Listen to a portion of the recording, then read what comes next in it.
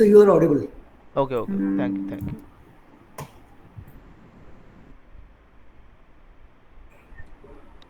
No, it is okay.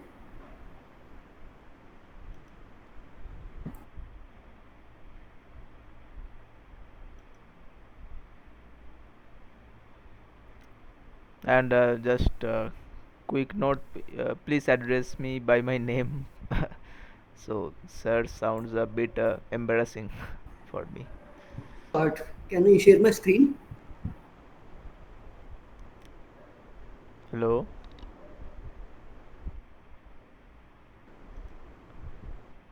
Acha, I am You're turning not off audible. my video because the system loads is a bit heavy. So I hope Okay. that is okay with you. Yes. So Yeah. Now it is better. now it's better, na? Okay. Yes. And just to confirm, you are able to see my screen also, right? Yes. Yes. Okay, okay. Thank you. Thank you. I'm asking this time. I have a question before we start. Can Yeah, I share sure, my sure. screen? Sure, sure, sure.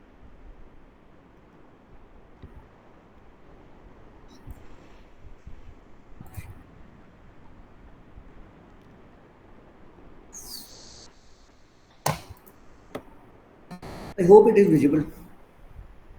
Yes, yes, it's visible. So actually for question 2 to 6 in the assignment number 10, we got this configuration. Now this is a little bit confusing because CSRS is mentioned at 55 while the table given is for 23. And none Okay. of the questions mention any CRS. So this is the one confusion. Second confusion is that KTC is given 1. But as per the lectures, the KTC is either 2 or 4, only 2 Yeah, yeah, values. it should be two and either two or four. So yeah, And this is also confusing. Whether if it is 55, then we have to refer to the table with the entry number 55. If it is 23, then we have to go as per 23. okay. So Now coming to the questions also. In questions also, nothing is mentioned. You can see question number 2 to 6, nothing is mentioned. So whatever we have to take from the table. Now we have two values in the table. So we are not able to do the assignment. okay, I also so raised it on the, and other people also have raised it on the Q&A section. But we haven't got any reply. okay, okay. So yeah, so there are Earlier the no. configuration was not given. The configuration we got on Thursday. Now again there is a confusion. Okay. So this So I will entire contact the course TAs and I'll try to resolve it in the earliest. Actually, I was also planning to look in the group and answer, but this week is a bit heavy in terms of load, so I was not able to do. So sorry for that. okay. I'll look into it. So just to confirm, there are not any options, right? So it's like a single answer only. Like you are supposed to put in that Only box. but CSRS value has to be confirmed whether it is 23 or 55. Only then we will be able to answer. Yes, yes. Yeah, sure. No, I'm just trying to see that whether if there are multiple options. So if you have answers based on 23 and 55, either of them supposed to match, but it's a okay box kind of answer. So yeah, that need to be confirmed. That is a mistake from our end only, and that thing I'll make sure it is changed there.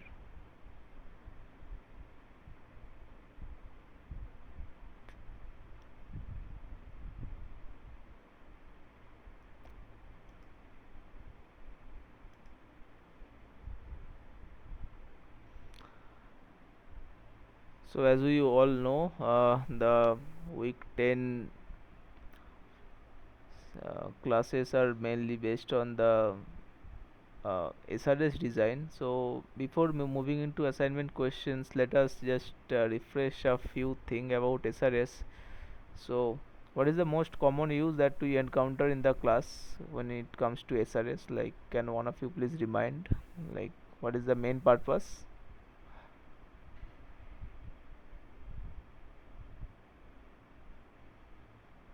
Like, we can do multiple things, three, four things with that. But what is most commonly we observe in the classes? Like, what is SRS is used for? Uplink channel estimation.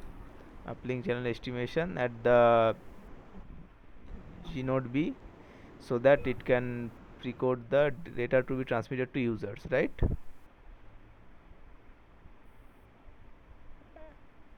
And if I get into a bit more advanced, can you remind me just another one application maybe? Initial scheduling. Okay, when the user is supposed to connect to network, that is another use.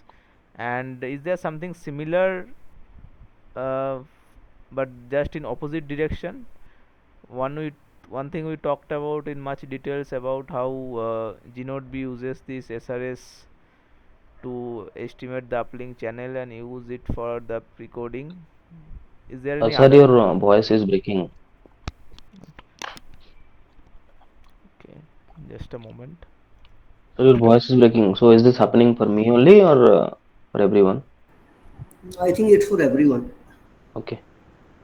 Is it okay? Like, am I audible to most of the people, or how is it? No, sir, actually you are audible, but voice is cracking in between. But now I think it is fine.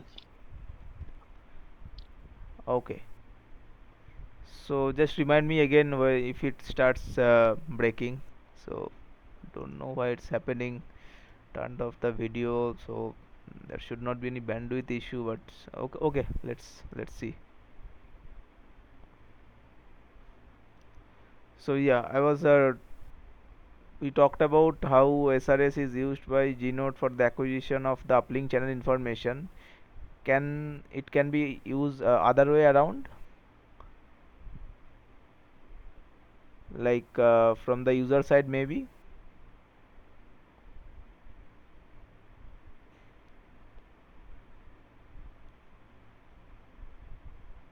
Like for example, what about uplink data transmission?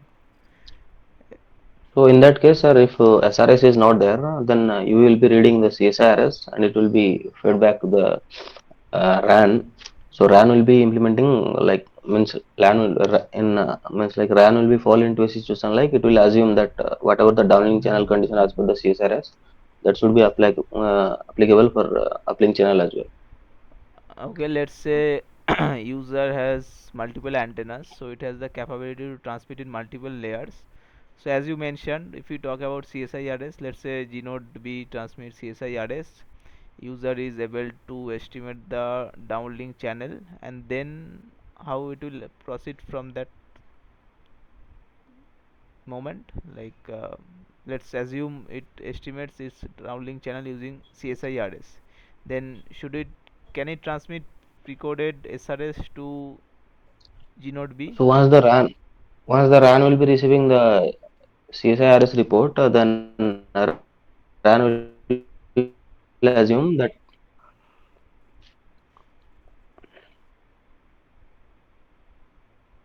Okay, so there is this another use where user acquire the downlink channel information, and it will transmit the precoded SRS to the Gnode B or RAN, and it is supposed to feedback the MCS. The same thing user used to do in downlink, but now it's uplink. So Gnode B will calculate that MCS and feed it back to user for further uplink data transmission. Okay, fine. So this is about the use of SRS. How about its structure? If I talk about how it is being configured, let's say in is there any specific name to that structure? Something like how it's okay. Let's talk about how many ports SRS can be sounded. Maximum number of antenna ports. so it can be one port, two port, or four ports. Okay, so maximum is 4. Fine. Is there any specific structure of SRS? Some name or how the So last six symbol will be in time domain and in frequency domain that can be of set of N2 or N4 combination of set. okay, so one thing you mentioned that it should appear in the last 6 symbols of the slot. Fine. And second thing you mentioned there should be gap uh, let's say, and you say that is uh, can be between like 2 and 4, so that is a kind of comb structure. And what is the benefit of this kind of structure?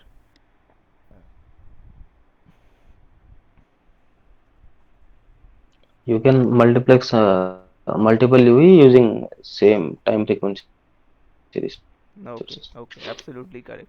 So is it possible to configure SRS, let's say at let's say 11th symbol and 13th symbol? Let's talk about one particular configuration. Is that a valid configuration that I have No, SRS it at? is no, it is not possible na, because SRS is continuous. It cannot be Okay, so you are saying discontinuous. it should be consecutive number of symbols, whether it's 1, 2, or 4, they should be continuous, right? Okay, you just mentioned Yes. that this com structure will allow you to multiplex users so that they can transmit SRS in the same using same time frequency block. Sir, again your voice is breaking. I don't know. This is for mine only. Okay, So is this happening for everyone or only for me? So that I will restart my For, device. for, for Okay. everyone. Thanks, Lokesh. Thanks. okay. Actually, the issue is I can immediately switch to this speaker thing, but that there is no guarantee that the voice will be recorded. That's the issue in between. Otherwise, I would just switch it to my laptop microphone and continue. But last time it was failing to pick up the voice. So, are you able to hear me properly right now? I'm also encountering few Yes. Now it is fine. network issues. Sometimes there are only one dot here. Now it is fine.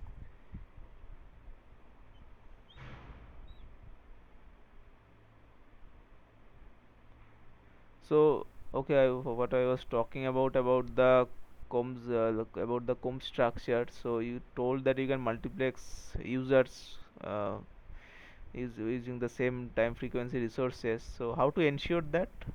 Like, what, uh, how you can do that really? Like you have some, let's say, comb spacing of 4. Like, if I,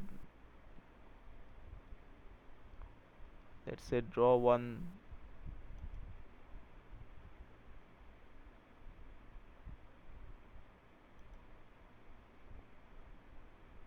The scheduled as a frequency offset at 0. Second UV will be 1. And third UV will be 2. And fourth UV will be 4. Okay, so you are After saying that that it will be repeat. you are planning to use something called comb offset, Yes. and that can take value between. 0 to 4, 0 to 3. 0, 1, 2, Okay, 3. Because okay, the so maximum value is 4. okay, so And for 2 it will be 0 or 1. 0 or 1. Okay, Maximum 2 UV can be multiplexed. okay, okay.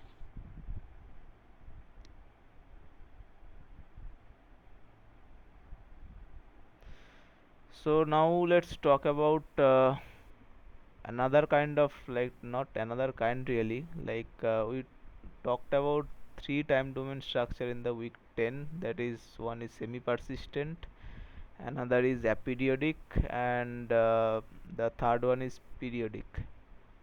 Can one of you mention what are the differences between them, apart from the obvious thing being periodic and semi persistent?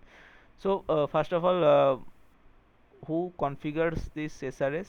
I mean, that is being implemented physical lab, that is fine, but when it comes to Gino, configuration, Gino. sorry, can you repeat once? RRC. RRC, okay, radio resource link. RRC layer of Gino. Okay, fine. So when is the aperiodic uh, kind of RRC layer of gene would be. okay, okay, yeah, absolutely correct, that I got. But I'm saying that let's say I have a URLC kind of scenario where SRC transmission is kind of urgent compared to other kind of transmission. So which of this structure you think will suit my purpose the most? The uh, periodic one, the semi-persistent one, or the aperiodic one?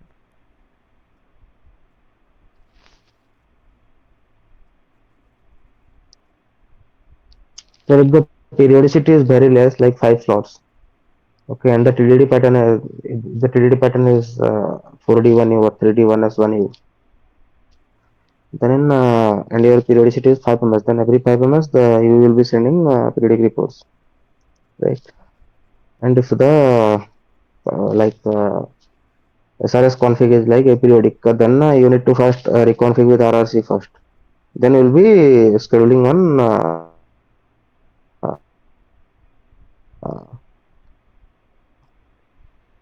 So okay, so if I make the maxi. structure, okay, First one will be quick only. okay, so if I make the statement, let's say the aperiodic SRS structure has the most delay among all, is that correct or incorrect?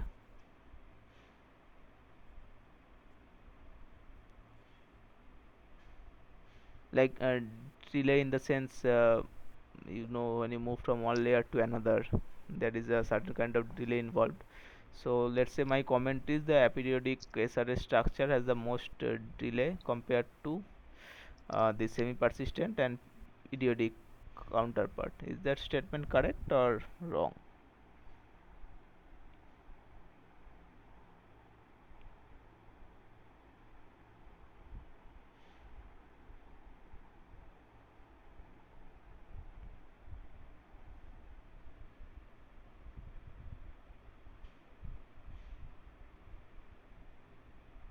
So we have seen in case of periodic SRS transmission, it's that is configured by RRC, and then you uh, transmit your SRS, especially when there is a one particular, mostly like one users and large amount of data is involved.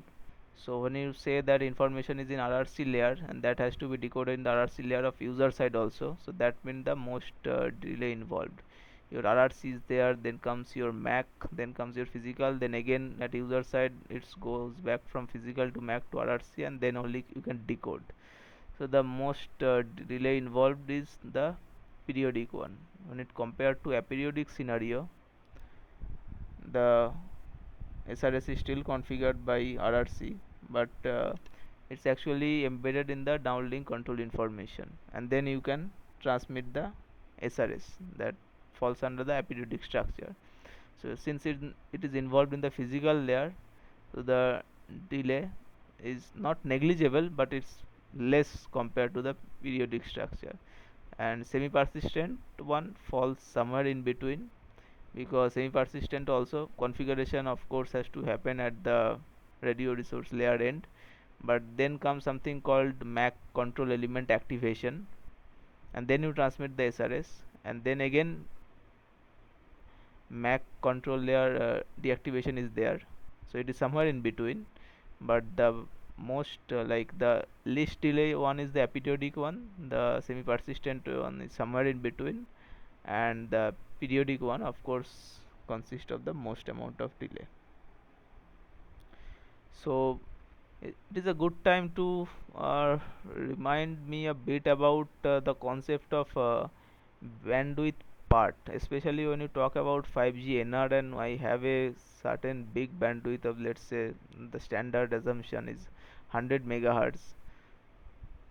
So what do you exactly mean by the bandwidth part, and how is that concept useful to us? Can anyone point out?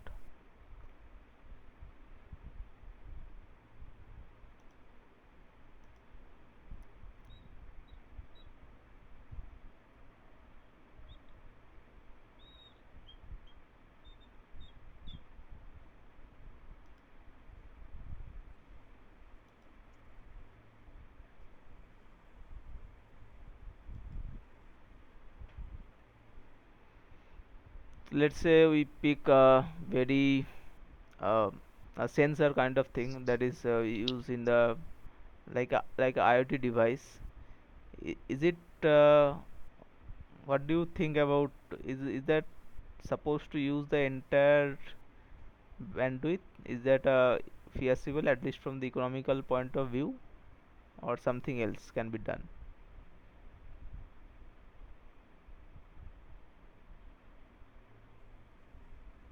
Sir, actually, boss is not breaking, sir. Question is not clear. Okay, so I was saying that I was just trying to look into that concept of bandwidth part. So let's say in 5G NR I have 100 megahertz of bandwidth. So is it economically feasible? Like let's see a sensor that is deployed in that industrial scenario to operate over the entire bandwidth, or we can do something better than that? It depend on the device, na, like which kind of devices are getting interrupted to the RAN. Like for NB-IoT, only Okay, 180 kilohertz of frequency is required, but your frequency is 100 megahertz. So that is not required, na, for NB-IoT device. For a high-end device, it is required. It all depends on services, what kind of services the user is asking. okay. Let's say it's a kind of like cheap device, cheap in the sense the lower cost one, and computational complexity that it can handle is also less. So it is supposed to use a very small bandwidth part only, right? And it's the data requirement is also very less, Right. in orders of kilobits or something, or even lesser. So it is going to use a small part. Okay. And on the other hand, if I have a very let's say pricey and fancy kind of user equipment at my hand, that is most likely to use the entire bandwidth to support a large amount of data and all that. Okay.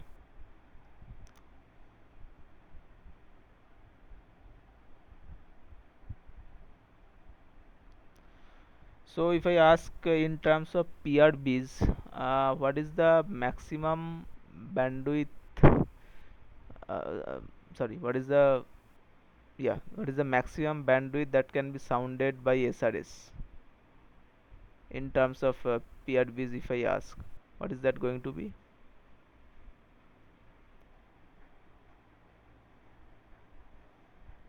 272. Okay, your max, as you mentioned, there is 272 PRBs.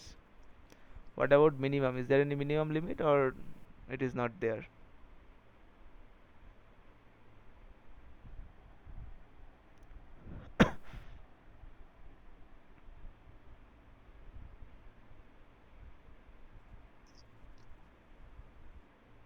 So actually minimum is it turns out actually 4 PRBs.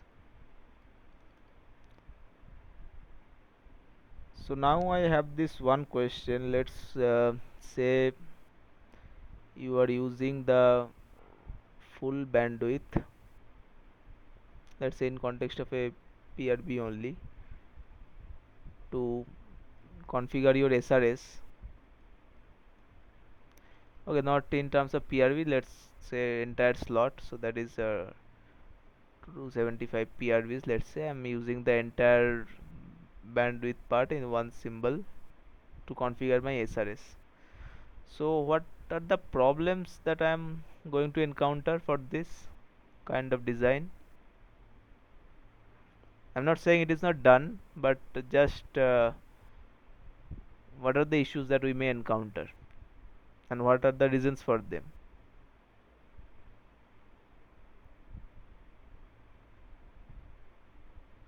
I'm using full bandwidth to sound the port. The we are talking about a full single antenna port as of now. So we have configured the SRS across the full bandwidth. What is the You will be trained quickly, na? uh, sorry, EV will be Drained quickly because it has some okay. limit, power limit, right? Yeah, of course, it has some power limit. That's true. That's true. So draining part draining part is not like is there anything else, like you are true, like almost true, that there is a power limit at user end. So how this power limit is going to affect if I transmit over the entire bandwidth? What is the issue with that? Draining is not exactly the issue, but you are true that power limit indeed plays a role here. What is the role? Maybe if I give you a hint that SRS is Sir, yeah. sir, if I'm not wrong, then most of the UE having maximum power into all the REs. Okay, and it will be punctured in means some power will be losing for all of the REs for 273 PRBs. So the power spectral density that will be less only, na?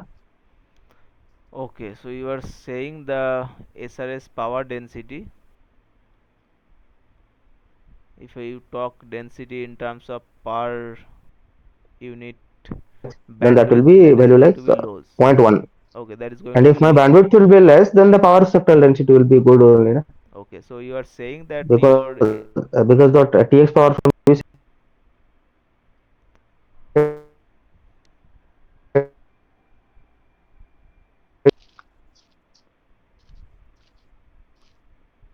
so as you correctly mentioned, your SRS power density is going to be low.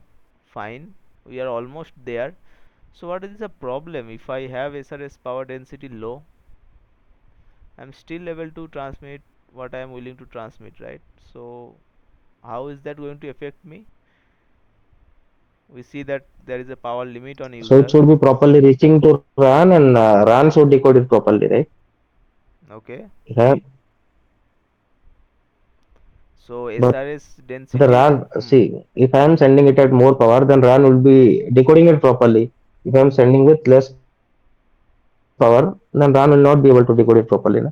If the UE is far from the RAN. Okay, so you are saying that when it comes to the channel estimation, your SNR is going to be poor in that case, and if my SNR is poor, of course your channel estimates are going to be corrupted, and corrupt estimate will then disrupt the rest of the transceiver operation. Is that what you are pointing at? So basically you are having a poor channel Yes, estimate, and that is creating a whole lot yes, of problem yes, yes, onwards. Okay, fine. So yes. how we can get rid of that? What are the ways out?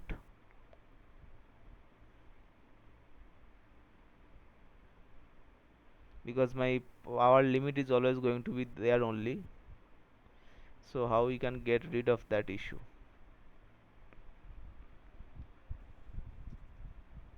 So we'll not send the SRS report for the entire bandwidth. We'll be dividing into some chunks and we'll be sending it in time wise. Like for one symbol, we'll be send that some part, and for next symbol, we'll be sending the SRS report for some another bandwidth part, and for next symbol, we'll be sending some another report with different bandwidth part. So Okay. that my 23 dBm will be divided into some less number of symbols at the particular time instance. And for next time instance, again the my transmit power will be 23 dBm, and I'll be dividing that power into some different number of REs. So RAN will be getting the whole channel bandwidth, but at some different time instances. So you are saying this is nth symbol and this is n plus 1th. So I'm considering only two symbols, the simplest one.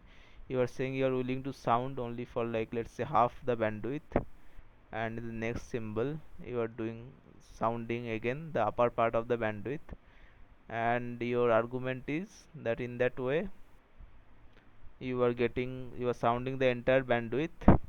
Fine. And what is the benefit here? You are saying your power is Your energy per resource element will be more. so your power is kind of concentrated compared to earlier. Your SI is sorry, your SRS power density is also higher.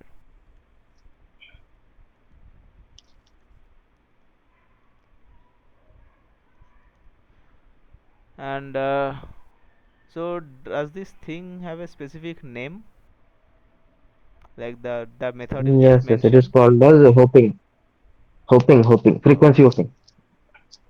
Said As the frequency is frequency changing, that's why it's called frequency hopping. frequency hopping. So, and how many, let's say for true symbols, what is the kind of improvement I can see in terms of power, like in terms of our density? I said that made a statement that SRS power density is higher, but by what amount?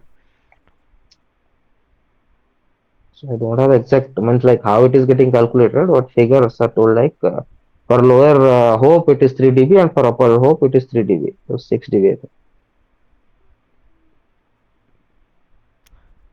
Actually, compared to this one, here your Compared powers to from upper picture, the lower picture will be 3 dB gain. There will be 3 3 dB dB. gain. Okay, so you are seeing a 3 dB gain.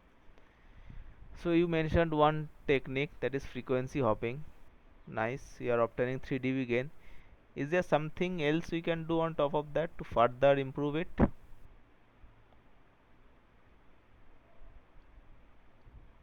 apart from frequency hopping?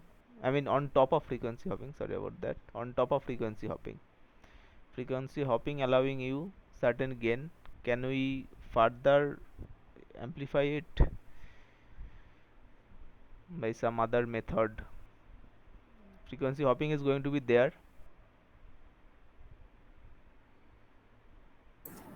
In interslot and intraslot hopping. Okay. um, True, but we can have here also we can consider it kind of intra-slot and inter-slot, because if here is like two symbols, so it can be intra-slot also, and I can create another scenario where in one slot there is one the uh, lower bandwidth part is sounded, and the next slot upper bandwidth part is sounded, but the gain will remain still 3 dB because we are still using frequency hopping. So I'm just trying curious to see if any other technique than frequency hopping that is going to work here. Frequency hopping is about sounding Re- different parts. On top of that, something else. Repetition we can do before using hopping. Yeah, so there is something called repetition. So repetition is there. And what is the principle of repetition? Let's see if I now take four symbols, maybe consecutive, and for first two symbols I am sounding the same bandwidth part, and the second two I am sounding the same, the upper bandwidth part again. So is this the scenario you are referring to, repetition? So this is frequency hopping plus Yes. repetition, both are involved. So what is the gain here I am seeing on top of frequency hopping?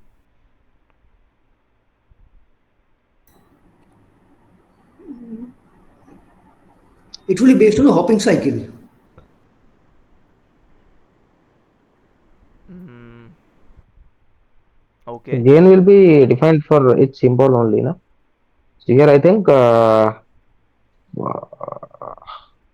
so first picture, second picture, third picture. So multiplier of first picture, 4 times multiplier of first picture, Okay, so that is or 2 times multiplier of second picture. 6 dB gain over, if I talk this about Each hope. 1, this is 2, if I talk about this is 3, you are saying 6 dB gain over 1 and 3 dB gain over 2. Fine. And in standard, what is the order, like in the in terms of repetition and hopping? Can I do hop before and then repeat, or the other way around? First repetition will be done, then hoping will be done. First repetition will be done. Is there any scientific reason for that, or it's just a standards thing? Why we go for repetition first?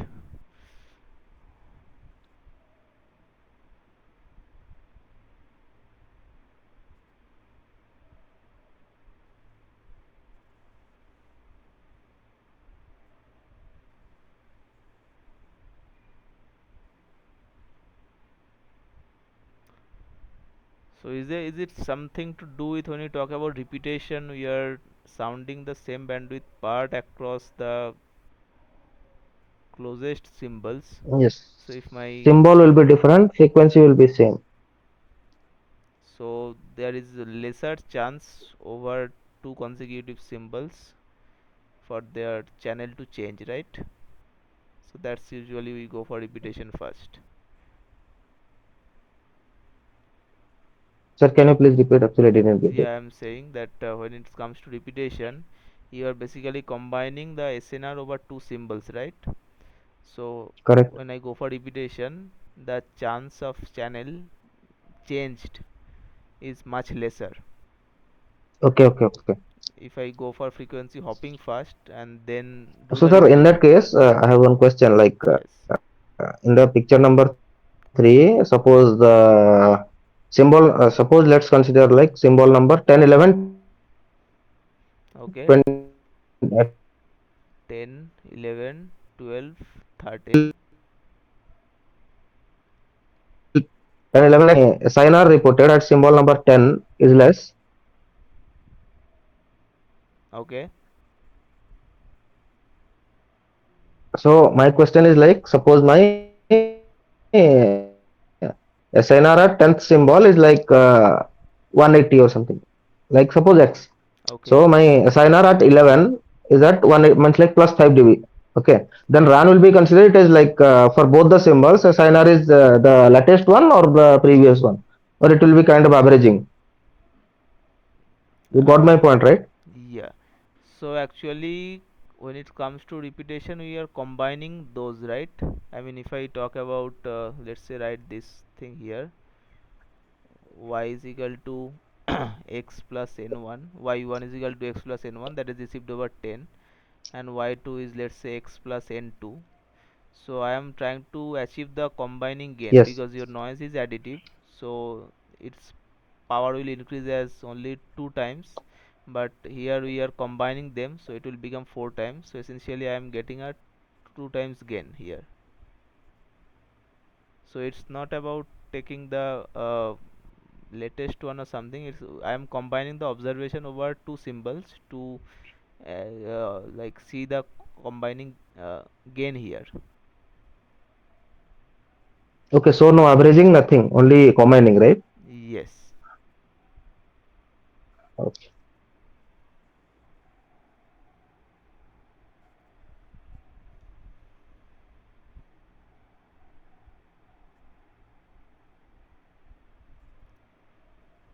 So when it comes to hopping and repetition, we have seen multiple combinations.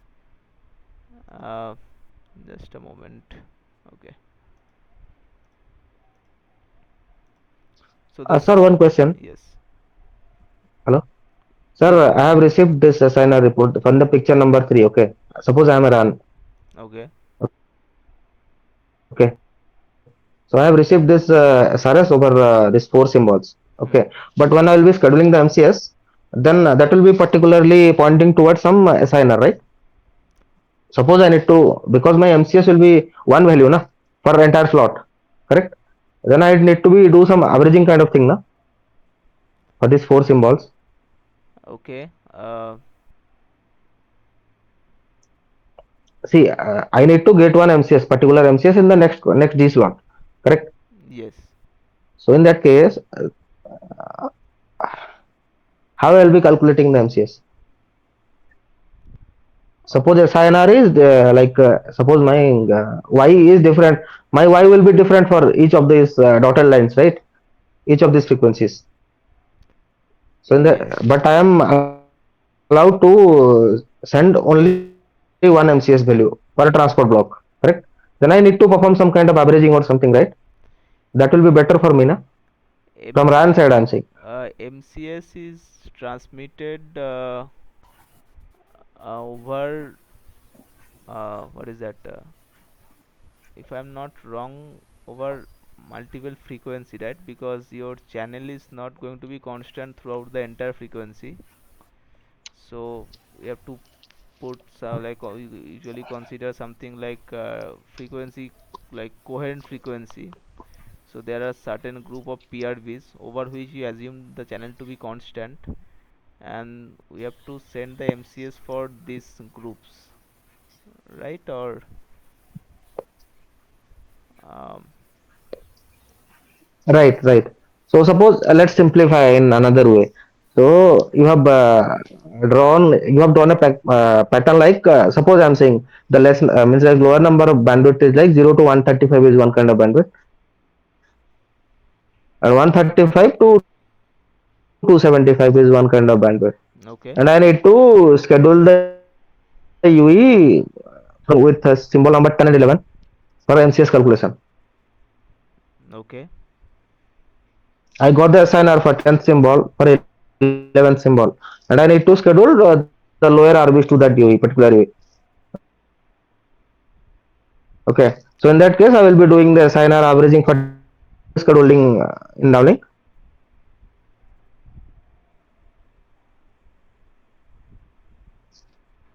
okay.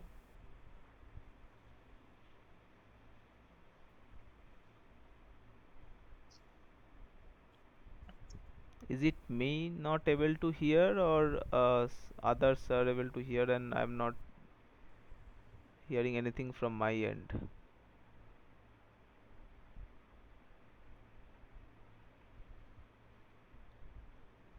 Okay, Lokesh, I am audible, right? Yes, you are audible, but Swasis is crackling too much in between.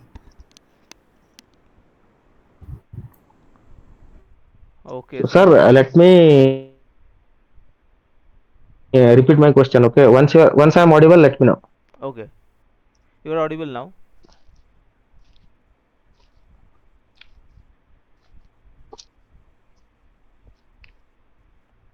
And Okay, so sir, let me divide this picture number 3 into two parts. Okay, so this lower number of bandwidth is like I am saying, like lowest part of the bandwidth is 0 to 135, and the upper part of bandwidth is 135 to 270. Okay, okay, and my like two UEs are there. One UE is sending good report for 10 11. One UE is sending good report for 12 and 13. Okay, okay, and for subsequently I need to schedule one UE between 0 to 135 TRB.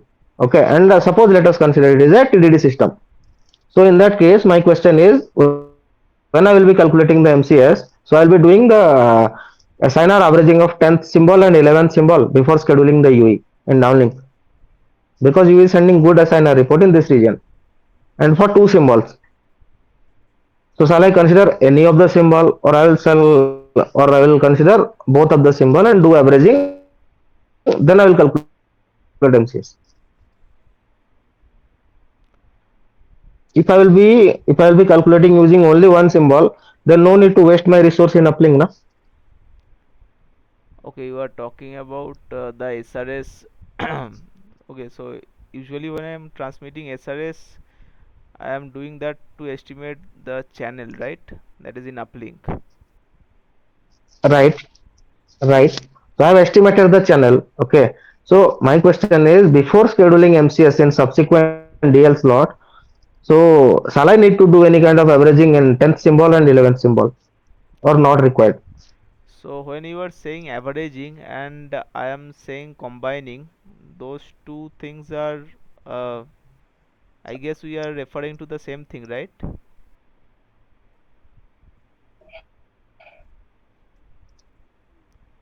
When basically you are saying averaging, you are basically summing up the observation and then computing the SNR and then sending it back as a MCS, as you mentioned, that the SINR you are observing over Okay. multiple. Let me let me clear again. So what I'm saying, sir, like for Y1, so suppose sir for Y1 X is equal to 180, and for Okay, Y2 X is equal to 185. okay. Okay. So shall I do 180 plus 185 divided by 2, or directly I will be sum it up, You will directly sum it up, or if you want to divide it and by it will 2, be something around 260 360. yeah, and if you want to divide it by 2, you need to do that on the noise also, that is N1 and N2. Right, right. So whatever operation you So what should do, be my appropriate approach? no, you can that combined y you can see as y1 plus y2, or it can be y1 plus y2 by 2. So that the operation, whatever operation you are trying to do, averaging, let's say in your case it's averaging, that applies to both signal and noise. So essentially you are able to gain the, like, you're combining benefit, right? Even if you average, if you want to divide x by 2 in both the cases, in Yes, y1 and y2, you need to do the same to n1 and n2 also. correct. It's not that you can do that x by 2 in case of y1 and y2 alone and leave the noise at is. That is not what is happening.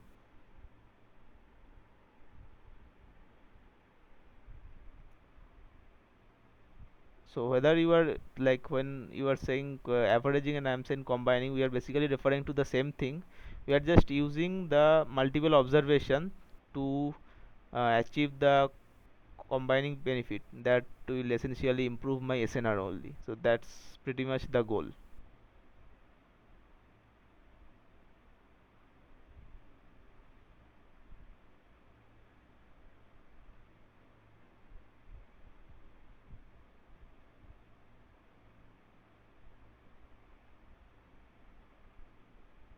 And by the way, when it comes to this MCS thing, I'm bit uh,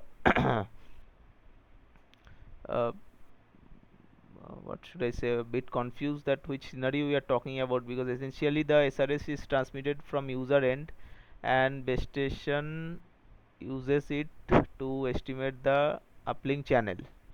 So when I talk about whether it's being frequency hopping or it being repetition, the goal is always to increase the this SNR, so that the channel estimates are fine. Now once I have the channel estimate, I can pre-code the CSIRS, send it to user, and user will estimate the pre-coded channel and it will feed back the MCS. And if you talk about the other way around, that is at user end, CSIR unprecoded CSIRS is transmitted to user, and user estimate the downlink channel, and it plans to use it for recording in the uplink side, so that it transmit the recorded CSIRS to Gnode B. Then the role of Gnode B changes. Then the Gnode B only cares about estimating the precoded channel and compute the subsequent MCS and feed it back.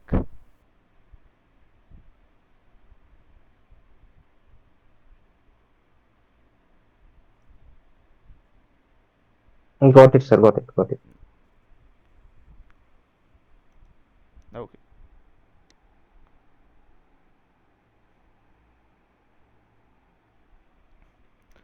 So I'm writing here when it comes to when it comes to SRS structure, like we have seen we have some table with 66 64 rows with some different combination of these notations.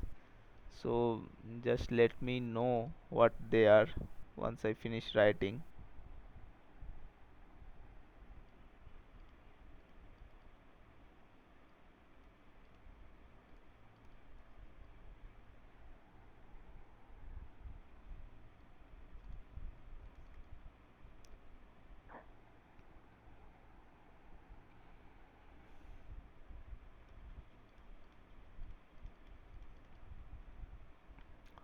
So first of all, what is this MSRS 0 thing denotes?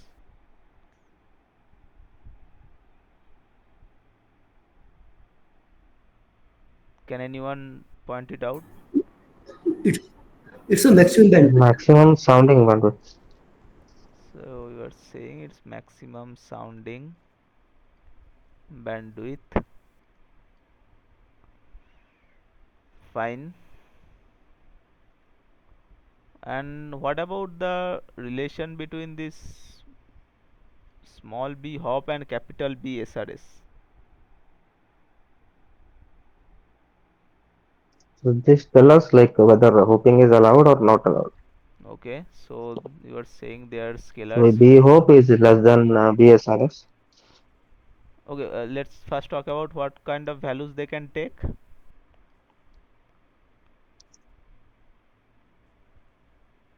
B hop and BSRS. BSRS can be 0, 1, 2, 3. Okay, so they should be between 0 and 3. Fine. Let's consider two scenario. One is this, another is this. So what happens here?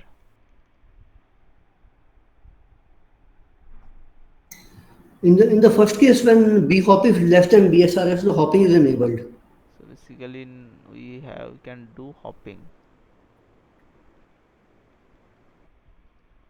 and any other case it's not possible. Fine.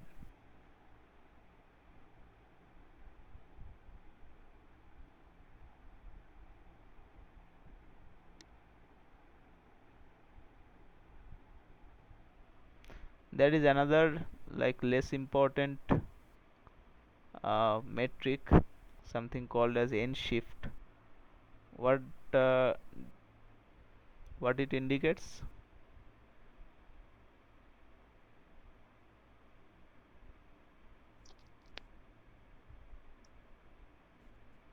I think it tells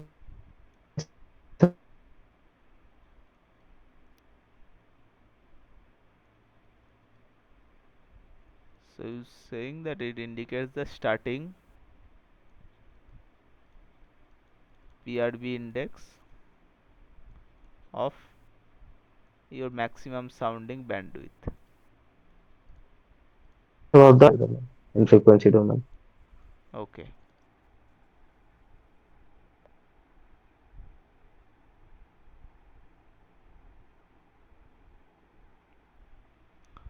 So let's consider a scenario when okay, by the way, let me pick the example from the course only. When we have this CSRS index 13, you have BSRS 0, MSRS 0 value as 48, and N0 is 1.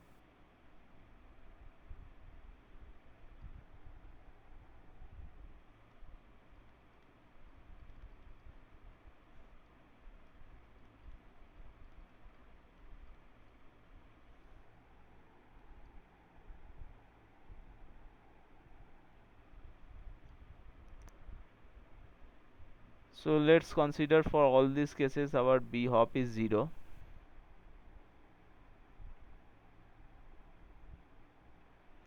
So what is the significance of this B hop thing here? Like uh, like apart from this B hop less than BRS, your hopping is enabled. Is there any other role B hop plays, or what does its value indicate? Like let's say I have two scenarios when B hop is 0 or maybe B hop is 1. So what is the difference? So it will tell that how many hope you can maximum do for each BSRS value. So we'll be putting this BSRS like BO value in the BSRS. Then we'll be getting how many hope you are doing to allow.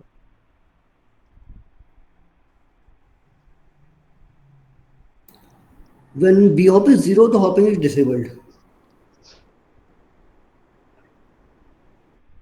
When B hop is 0, hopping is disabled. But that need not be the scenario, right? I mean, for hopping to be enabled or disabled depends whole lot on this condition here. So it's actually B SRS also plays a role. So if my B hop is 0 and my B SRS is 1, 2 or 3, very well hopping is enabled. And earlier you mentioned that B hop is the desired number of what is that number of hops that supposed to sound in a PRB. but that is also not exactly true. That is something closer to what capital B SRS So this does. B hop tells, I mean, about actual sounding bandwidth. Okay, so what my actual sounding bandwidth is. Sounding bandwidth. And what about this capital B SRS?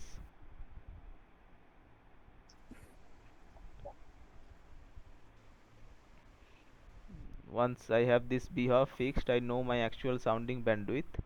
And what about this thing here, this capital B SRS? What does it denotes?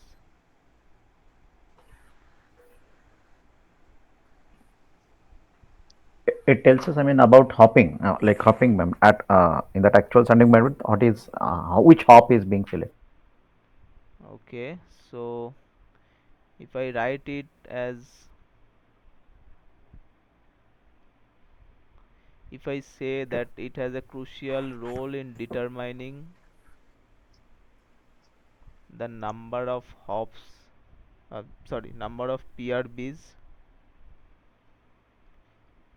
inside actual sounding bandwidth that is sounded in each hop of a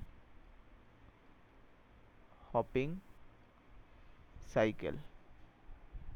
Is that a correct way to denote it?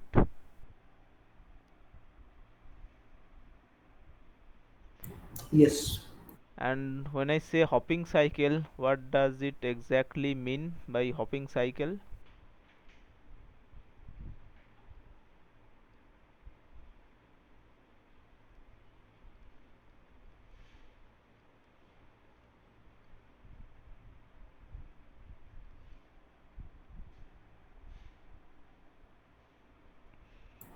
Number of hops. Number of It's a number of hops that, is there some it's a criteria? duration for which overall actual number of, I mean, sounding bandwidth is covered Number of by hops this. Yeah. required to sound maximum. And is that sound the maximum bandwidth or the actual bandwidth?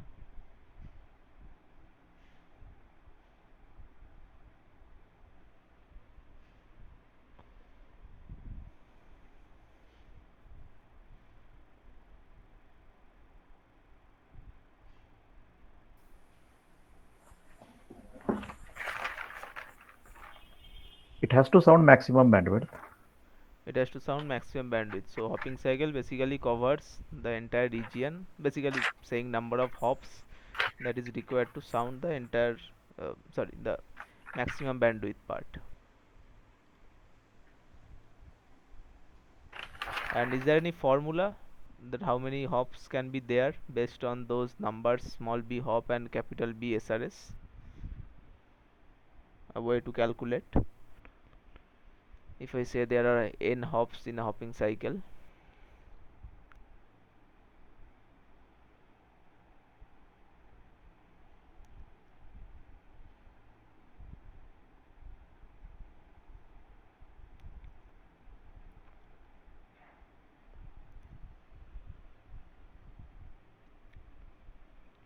so that is actually given as product of what my b hop value is up to capital B SRS index B running from this to this. You have to start from uh, B hope plus 1 to till the maximum value of BSRS. Till the BSRS. Okay, so let's pick one configuration here,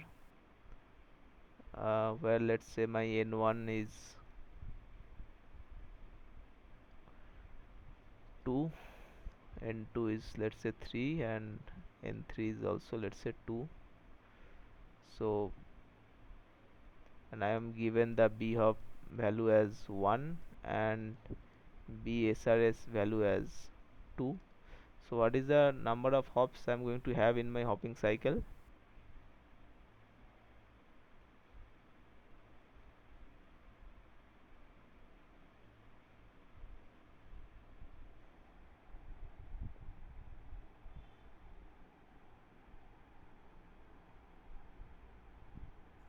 So first we will be put the b hope equal to 1 at the left formula, then we'll be get 1 and 1 value, and then we'll be getting, but like some n value.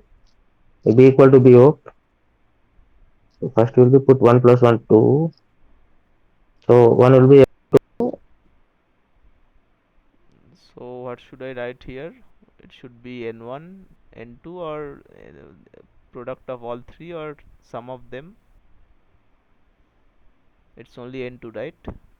Because the lower index is also 2, upper index is also 2. So essentially it's just one element, n2.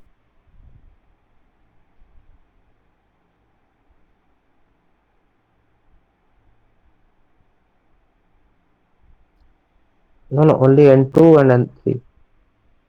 n Yeah, b hope will be starting from 1 only, na? 1 plus 1 will be 2. 1 So plus 1 n2 is will be 2. 1 value, then n3 will be 1 value. So 3 into 2 equal to 6. But n3 cannot be there, right? Because my b SRS is only 2.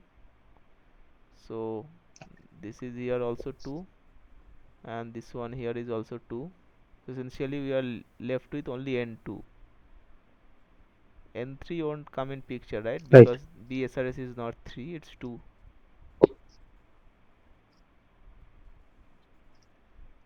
Ah, correct. So it's n2 only. So I have this last metric here called NRRC. So does that play any role, or it is just a standard thing, or this metric has, like, say, something useful information for us? I have a doubt on this. I have a doubt on this. This metric here, Hello. NRRC. No, not NRC, the hopping one. Suppose BSRF is 3, then what will happen in that case? It will be N1 and 2 NTC multiplication or only N2 N3? Only n2 n3. It will be only n2 n3. Had it been b hop being 0, in that case it will be n1 n2 and n3. If b hop is 1, Not audible. Not audible. uh, If just a minute. BSRF is 3, it will be N2 into N3. Okay. Yes, yes. BSR is equal to 3, then it would be n2 into n3. And if b hop is 0, then it will be n1 n2 and n3. If b hop is 0 and BSRS is 1.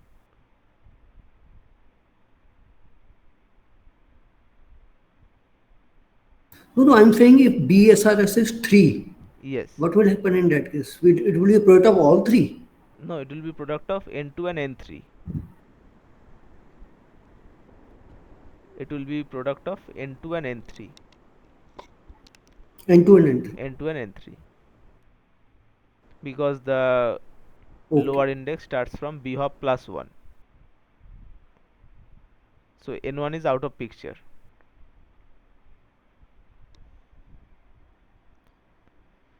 So I have this last metric here, that is NRRC. So I'm just curious whether it says any useful information about the SRS configuration, or it's just a fancy term out there.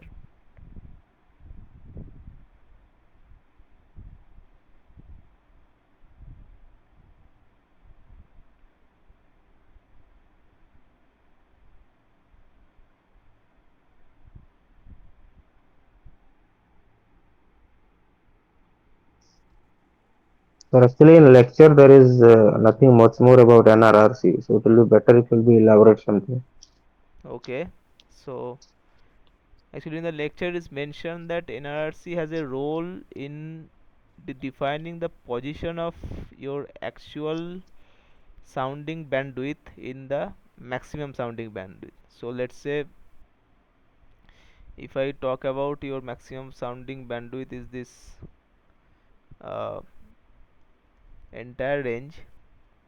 So let's say you are doing it in 2 hop, and in each hop your actual sounding bandwidth is, this is the lower part and this is the upper part. So in that case,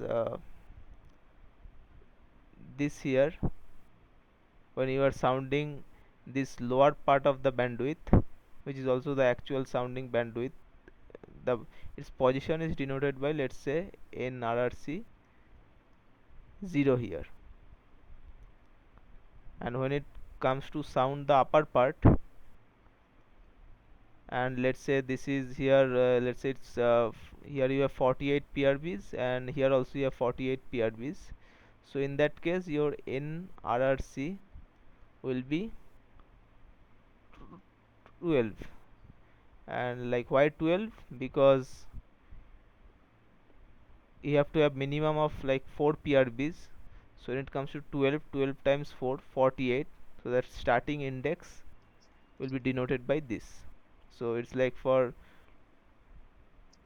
lower bandwidth part, nRRC 0 denotes the lower bandwidth part and nRRC 12 will denote the upper bandwidth. And nRRC actually have values that ranges between 0 to 67, and 67 also have the significance in that sense you can sound maximum, I guess, 272 divided by 12. 272, and that is divided by 4 here, so you'll get, I guess, 68, right?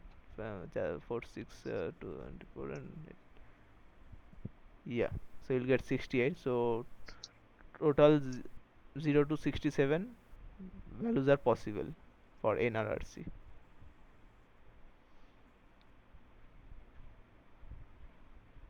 So it actually denotes the position of actual sounding bandwidth in your maximum sounding bandwidth. Your maximum sounding bandwidth is whole thing. You plan to sound the lower part, so that will denote by RRC 0. That is actually the index of your uh, PRB here. And when you sound the upper bandwidth, that is the 48th PRB, and that is denoted by nRRC 12. So that is pretty much the significance.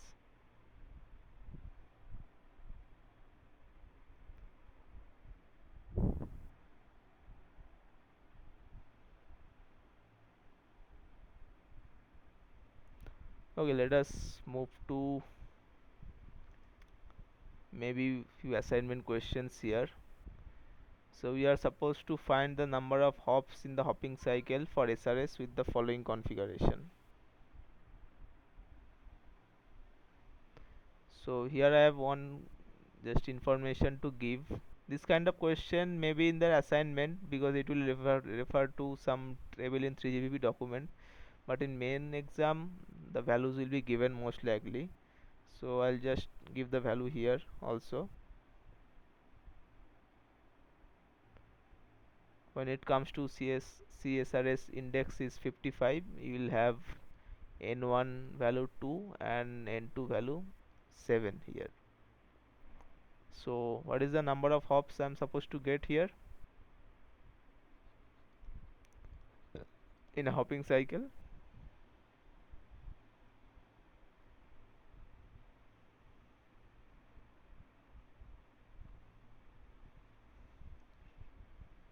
If I apply the formula, that is B runs from B hop plus 1 to capital B SRS NB,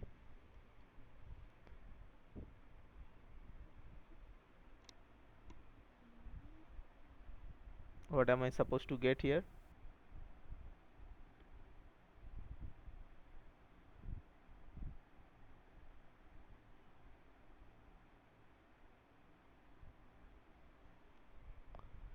It's N1 plus N2 only, right? Because my B hop is anyway 1. Sorry, my B hop is mentioned as 0, so index run from 1 to 2, that is N1 times N2. So it's basically 2 times 7, that is 14 hops.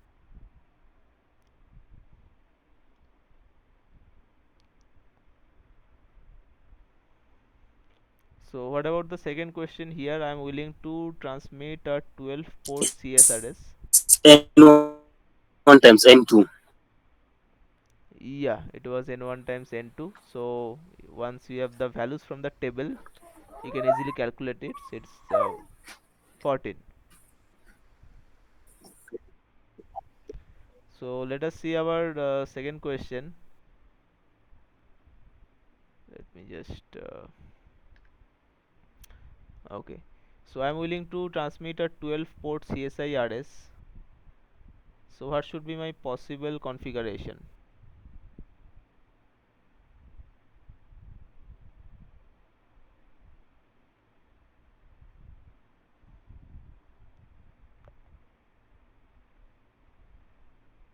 Are all of these feasible, or there are some invalid configuration here?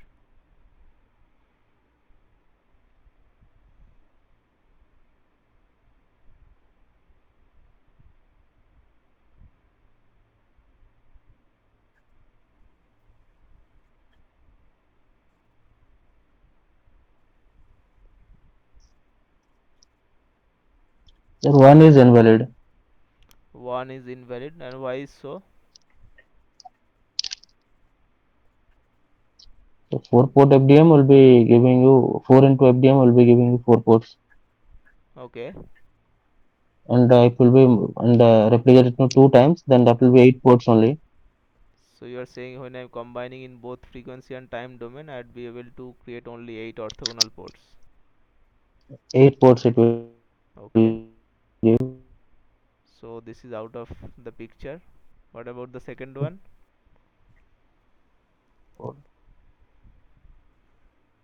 Second one is correct.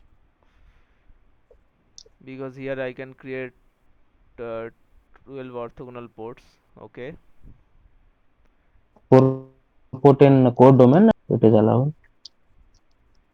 so the fourth Third one is also invalid. third one invalid, and fourth one you are creating orthogonality of 2 in code domain, 3 in frequency domain, and 2 in time domain. It is also allowed. So you are getting 12 orthogonal ports from both 2 and 4. So these are the right choices. Okay, so when it comes to this CSI RS thing, I'm just wondering how many ports are designed in, like the maximum number of ports that can be designed. Any idea? 32. 32. And why is so?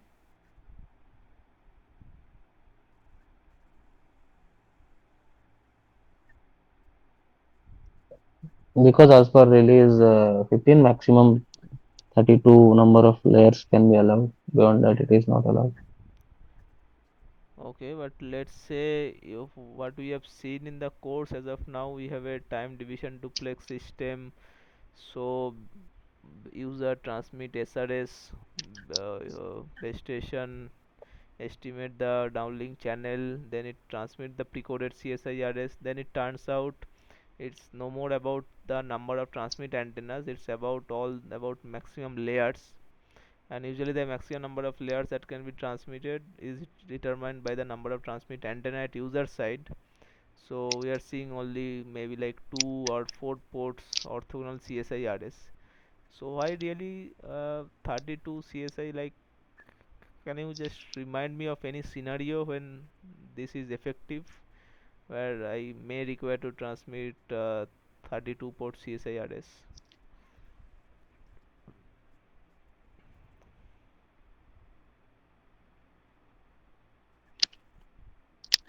Because we have seen you are transmitting pre-coded CSIRS, so we don't care about number of how many transmit antennas are there. All we care about the number of layers, and that denotes the number of orthogonal ports, and that is usually 2 or 4, maybe not more than that.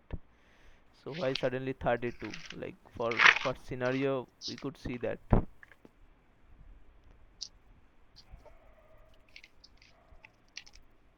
Okay, let me say something. Is it possible that uh,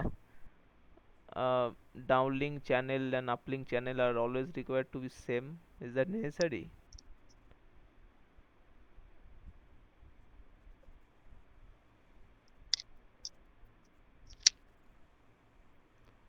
let's assume a hypothetical scenario when your downlink channel is not same as uplink channel. So what is the issue then?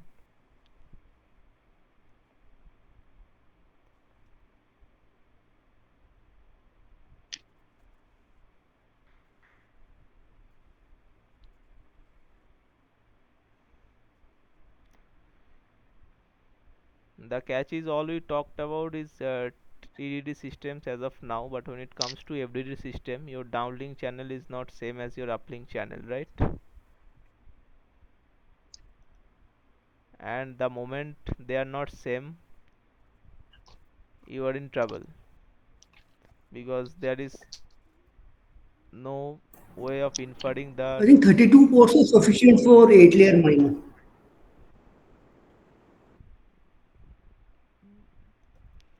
Okay.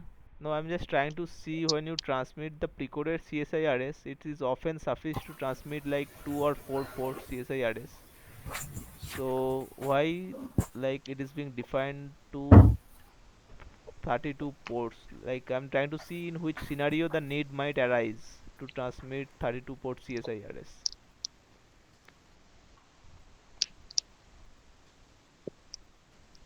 Basically for unprecoded CSRS transmissions. Okay, so you are saying when Gnode B is not able to use any precoder, it will send unprecoded CSIRS.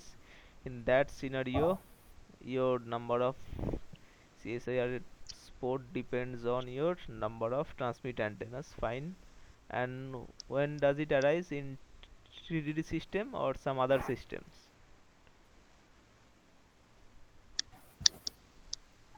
Mainly the FDD system. In FDD system, where we cannot infer the downlink channel from the uplink channel. Fine, then we have need of that. And Yes. is that Yes. and is that going to cause more overhead or lower?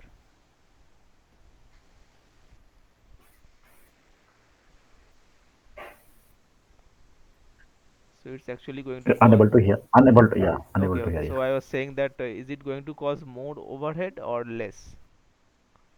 More overhead. More overhead. So that is More the overhead, one of the, obviously. yeah, that is the one of the main issues with FDD system. Okay, let's see here. What is the maximum bandwidth that can be sounded using SRS when CSRS is 25? Basically, the 26th row from the uh, table that is provided.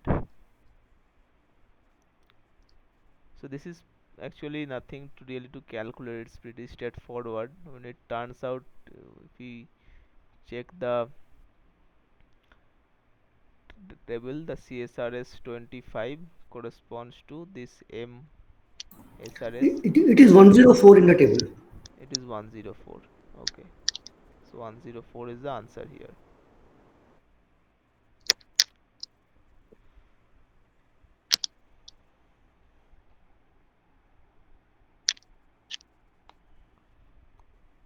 So what about this? Like CSRS is given as 31 and bhop is given as 0. So we are supposed to calculate the increase in SRS power density when transmitting with BSRS2 compared to BSRS1.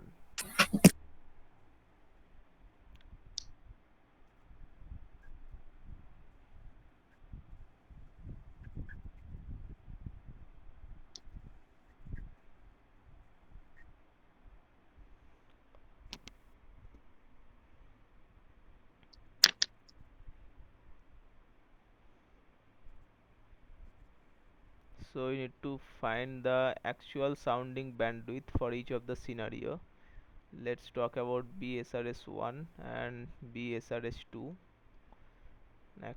Sorry, and actual sounding bandwidth are here is MSRS1 and here we have MSRS2.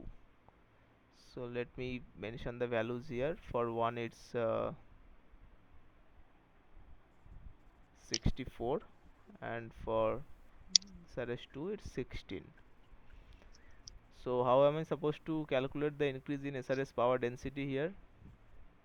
let's talk about when I'm using the full bandwidth, like actually when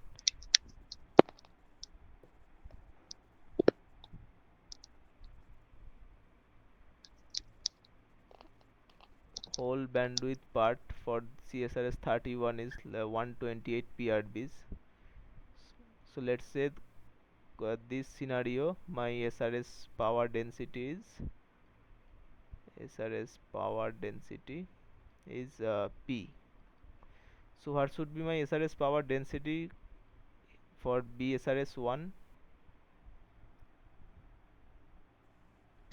P plus 3. So you are saying P plus 3, 3 dB. And why is so? 2 hopes will be there, na? Because you were earlier sounding all 128 PRBs in a symbol. Now you are sounding only 64 in one symbol. Okay, so you are Yes. using 2p power, and when you convert that to logarithmic scale, you are going to observe a 3 dB gain. And what about here?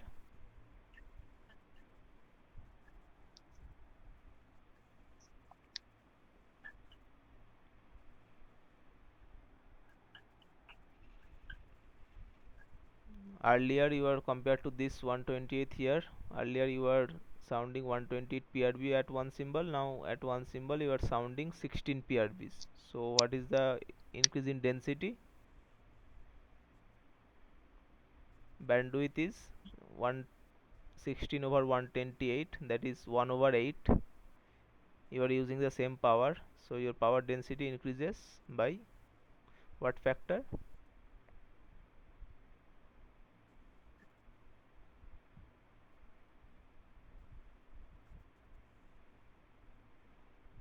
Earlier 8 times. 8, Obviously 8 times. it's 8 times here. So if I convert it to the dB scale, it should be P plus 9 dB. 9. Yeah. So what should be the answer here? It will be 9 minus 3 is 6. So my increase is going to be 6 dB.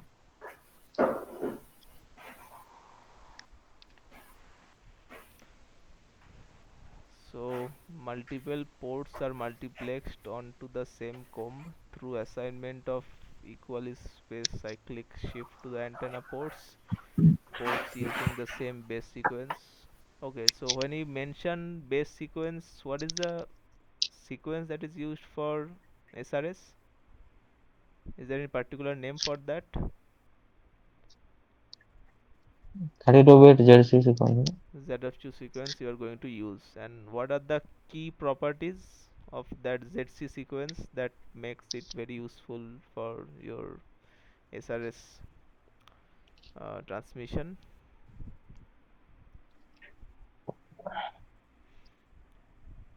So one sequence is orthogonal to its next sequence. Next in the sense,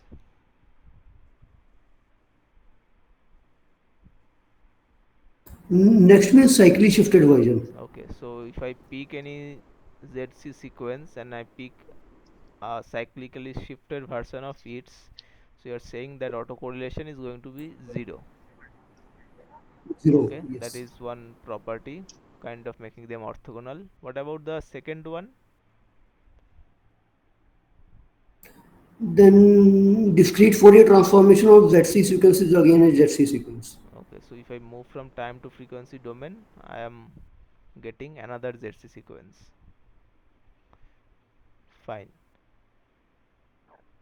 So here it's saying that all ports are using the same base sequence and all multiplexed on the same comb, but there is an exception, and exception is that for 4 port SRS, when the cyclic shift is greater than maximum cyclic shift over 2, then the two pairs are multiplexed onto two different evenly spaced combs. Okay, and the maximum cyclic shift possible with SRS with comb structure 2 is this, and comb structure 4 is 12. So what is the number of resource elements that I am supposed to need for 4 ports SRS sequence with following configuration? So first I need to, I guess I need to find which scenario apply for me, whether the exception one here, like this thing that is mentioned here. Just a moment. Okay, so does this part is of interest to me, or this part is of interest to me? And that is going to be determined by this condition here, the cyclic shift greater than maximum cyclic shift greater than 2. So which one you think going to apply for us, this scenario or this scenario, where all ports are multiplexed on the same comb, or two different pairs are multiplexed on two different combs? That we need to fix first.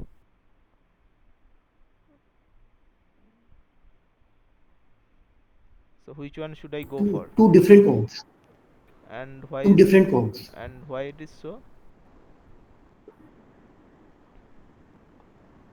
My cyclic shift is mentioned as 6 here, Yes. and my maximum cyclic shift value, am I supposed to take 8 or am I supposed to take 12?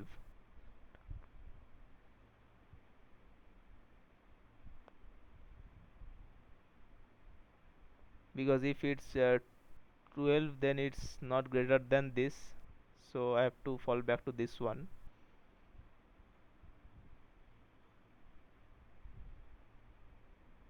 So which comb structure applies to this question, 2 or 4?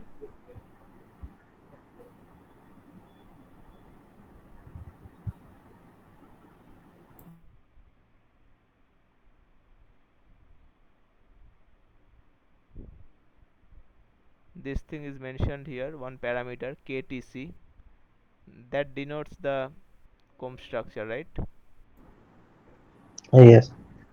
Yes. So this is applicable to us, 8 here. So 8 divided by 2, that is 4, and my cyclic shift is greater than 4, so I should go with this option. Two pairs of ports, 1 0 0, and this pair and that pair multiplexed on two different combs. Fine. So let us talk about the REs in this pair of port 1000 and 1002 first. What is the number of REs?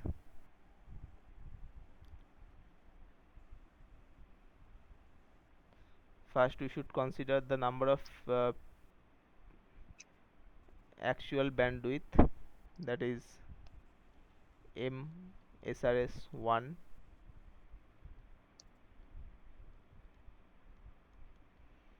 that is the PRBs you're going to sound in one symbol, because you have B SRS value 1 here and B hopping is 1, so no hopping is enabled. So this multiply with how many repetitions you are going to have here? Any repetition?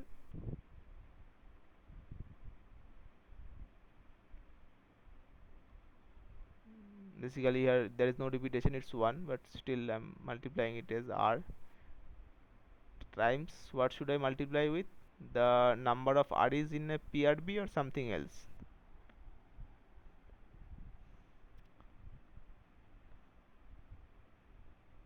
Number of REs in a PRB is 12, so I should multiply it with 12, or something else need to be done here? This is the number of PRBs that I am planning to sound in one symbol. This is the number of repetition. This is the number of REs in a PRB. Are all of those used for SRS, or there is something else? Is my comb structure is going to play a role here? KTC being 2 means I am using every alternate REs, right? Not every RE in a PRB. Yes. So I should what operation I need to do here? multiplication or anything else.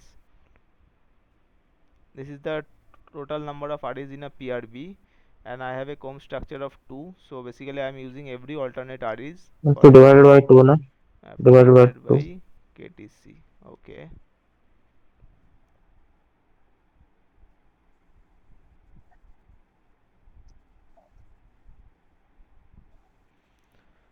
So what is the this value of MSRS1 for this index being 13 and BSRS being 1? This is 24 times 1 times 12 over 6. That is uh, sorry, 12 over 2. 24 times 6, that is 144.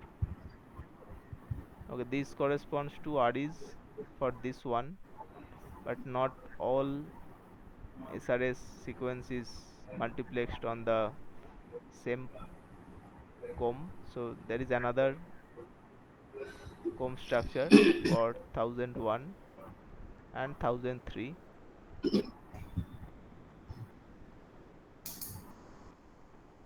So is there going to be any change in calculation? This goes as it is. The calculation will be the same. This will be also same. So there is no change. So again I will get 144. So what is the total number of REs required to transmit this 4 ports SRS sequence? It will be sum of these 288. So I'll need 288 REs.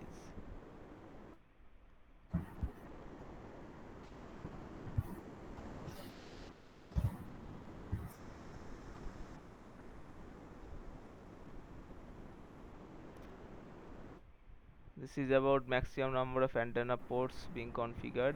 You have already answered that before. So it's It's 32. 32. So what about this one? We are supposed to find the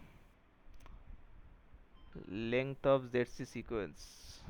So by the way, when it comes to calculation of length of ZC sequence, what kind of numbers are being preferred? Is there any partiality, or the number can be anything?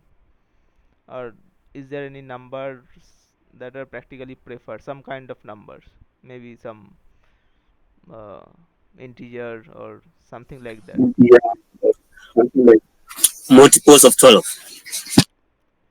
Multiples of 12. Okay, true, that is required. But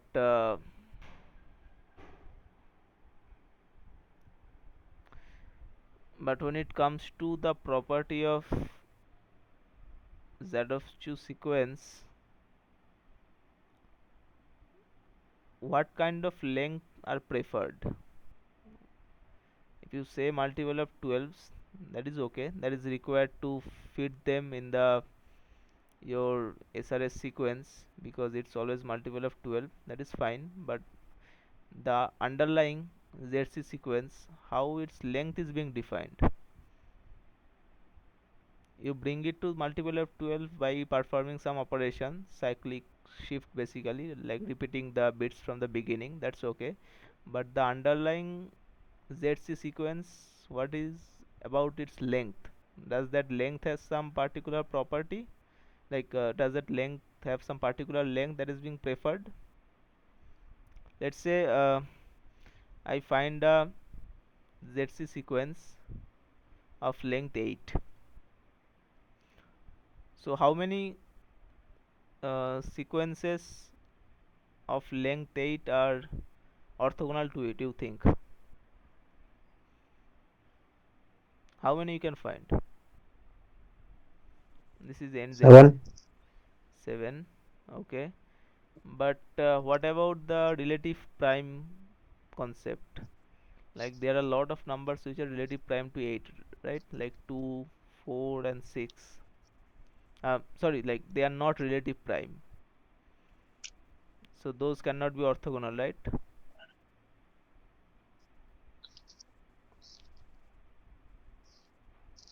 So 2, 4 and 6 are out of picture.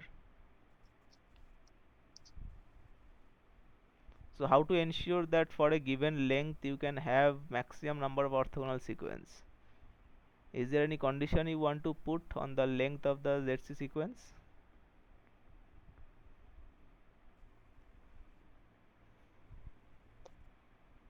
Because if you choose something like 8 or 16, there are a lot of numbers which are not relative prime to it. Like if you choose 16, you cannot use 2, 4, 6, 8, 10, 12, 14. So you basically have something like maybe 8 or 9 orthogonal sequences for a 16 length ZC sequence. So what is the best choice for you when it comes to length of a ZC sequence? Like what about I choose a prime number? Let's say 17. What changes?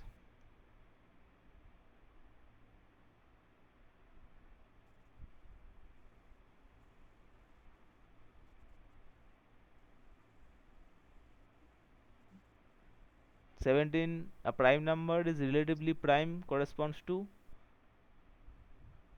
all of all the numbers, right? That is less than 17. So essentially you won't find any number between 0 to 17 that is not Sir, relatively voice prime. is breaking again. Okay, just a minute.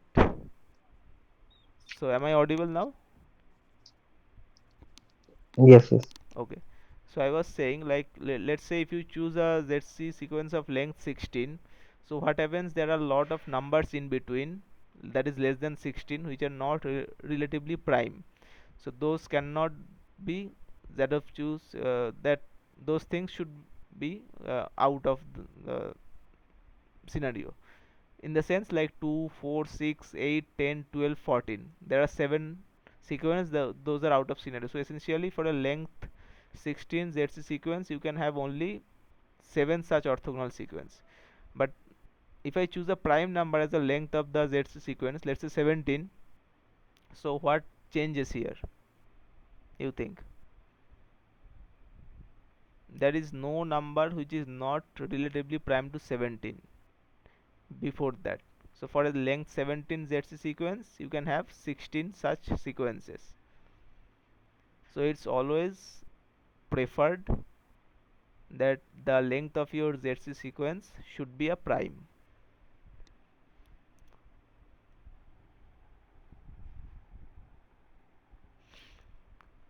So let us first talk about what is the SRS sequence length uh, in that is a multiplication of 12. So for C SRS 22 and B SRS 1, what is the M SRS 1 value? Anyone having that table with them can answer.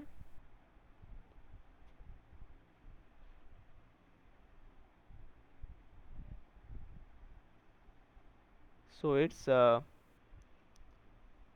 44.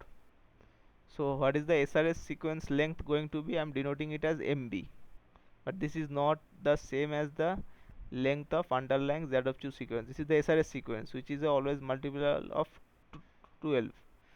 So it's 44.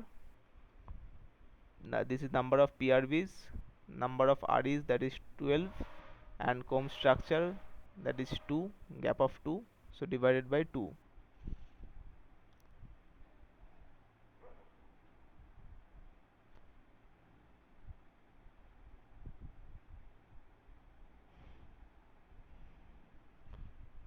So what is the number you are getting here?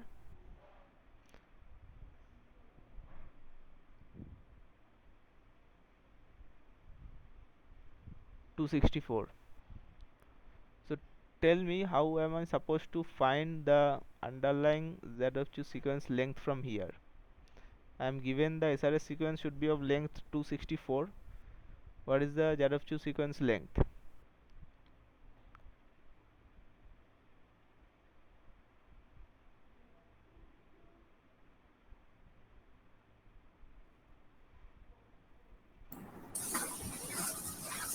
Two 63. 263.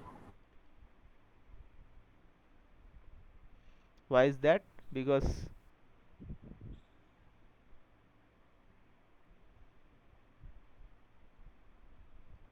this should be the smallest,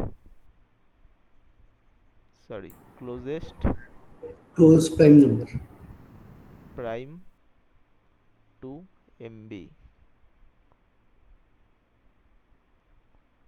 Of course, this has to be less than MB. So when it comes to SRS transmission, what are the valid ports numbers out of these options? 1000 and 1002. 1000 and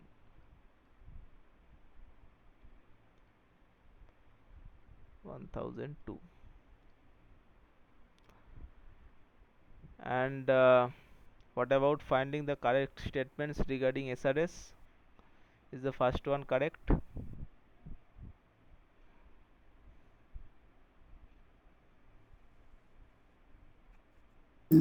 The first one is No, no. incorrect. It First is one false. incorrect. What about the second one? That is correct. Second one Correct. correct. What about the third one? Third one is also correct. But if you keep the base sequence same across all ports, how do you create the orthogonality?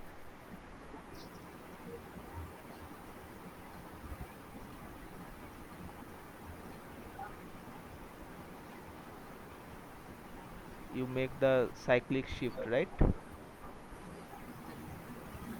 You use the same base sequence and then apply different cyclic shift to make them orthogonal. And what about the fourth one? So fourth one is also correct. Power density increases when sounding in smaller bandwidth. Okay, so 2, 3 and 4.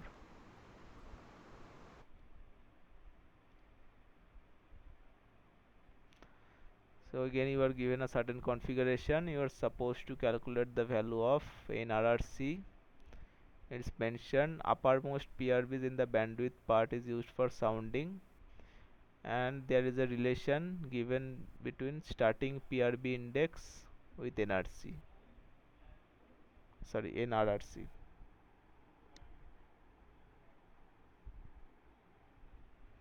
So for CSR 9 and BSRS 1, I am supposed to find the actual sounding bandwidth MSRS 1, whose value, let's say, we are given as 16.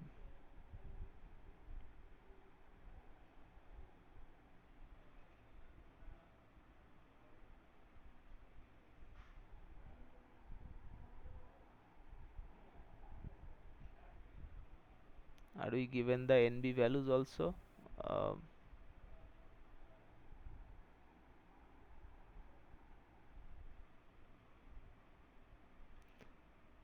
B hop and B SRS 1, so number of hops in the hopping cycle, it's just one number, that is N2. uh, Sorry, not N2, that is yeah, that is N2, or NB, that is say 2 here.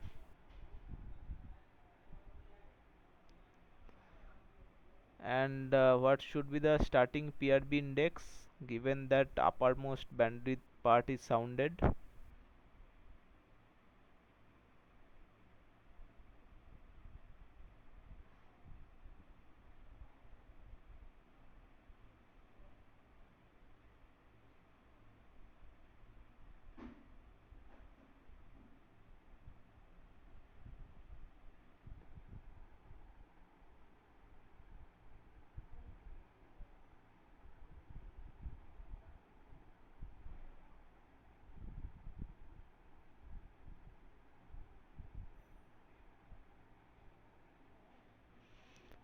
So my B hop is given as 1, so does B SRS.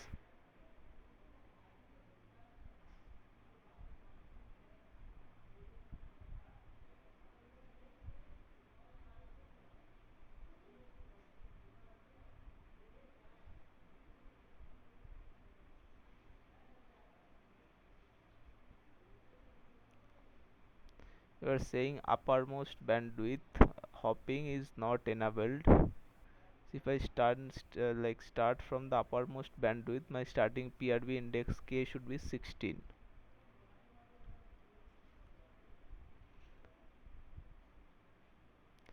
So I'm supposed to find the minimum value for uh, NRRC that satisfied it. So I have k as floor NRRC divided by 16 mod NB, that is 2 times 16.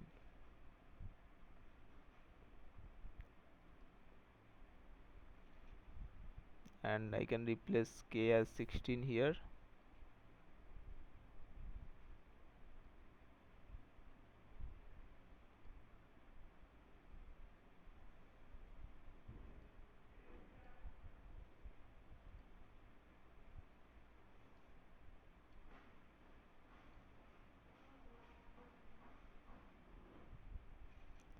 So it is essentially I'm supposed to get 1 in RRC divided by 16 .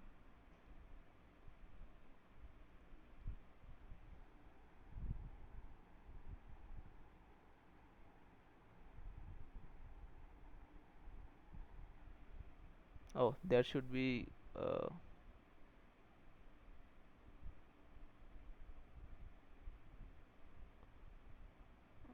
mod 2 here.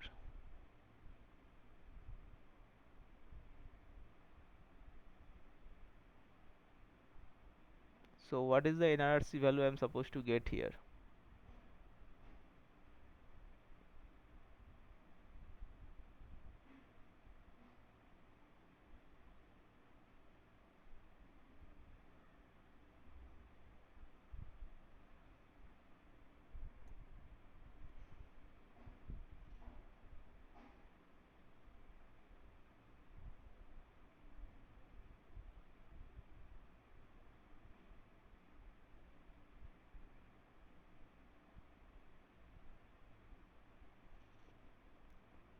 We have this NRRC over 16 flooring operation mod of 2, and that should be 1. So if I pick NRC value anything less than 16, the floor operation will bring it to 0, and 0 mod 2 is 0, that is not allowed. So if I have NRC value as 16 onwards up to 31, then I will have a ratio that is between 1 but less than 2, and that using mod 2 is okay, it should be 16 then. Is he audible, Lokesh sir? I think he's doing some calculations. Acha. But the calculation is very simple. NRC is 1 over here, right? Am I audible now? Hello? NRRC is 1. 1. If I put NRRC 1, 16. if 16 mod 16. I mean, yeah, like the values doesn't corresponds to the actual, but as per this relation it should be 16, right? If I try to make the relation here only, because if NRC value is anything less than 16, if I do flooring operation, it will make it 0, right? If it's 0 mod 2, that is 0. Okay, 0. So only if the minimum value, if I put it 16, then it will become basically 1 mod 2, so that is 1. 16, 16, yeah. How is K16? What he said? He's not audible now. Okay, But how he is said something while assuming K equal to 16, okay, right? so k is equal to 16. My argument is that b The hop left hand side of this equation. is equal to BSRS, right?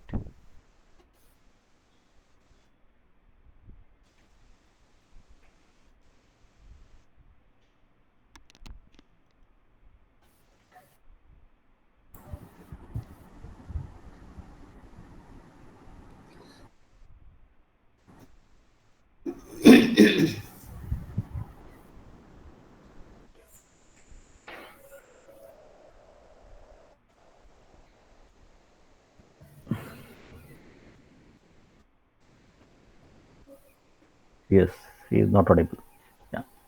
Yes, 10 is not audible to all. You're audible now? Hello? Yes, now audible. Yeah. Yeah, now audible. Yeah. Now audible, huh? Okay, so my argument is as follows. I have b hop and b SRS as 1, so no hopping is enabled. So basically I'm sounding the full bandwidth, and it says that uppermost PRBs in the bandwidth is used for sounding.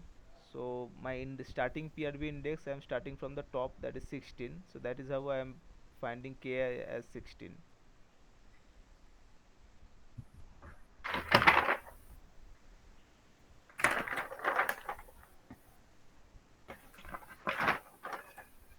So it is the argument I am using here.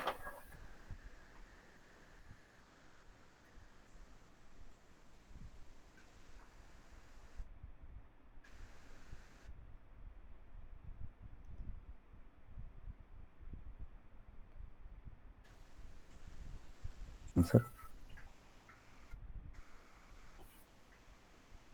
Is my screen okay? My screen is visible. Hello, I'm audible. Yes, yes. Like you can hear me, right? Or Yes,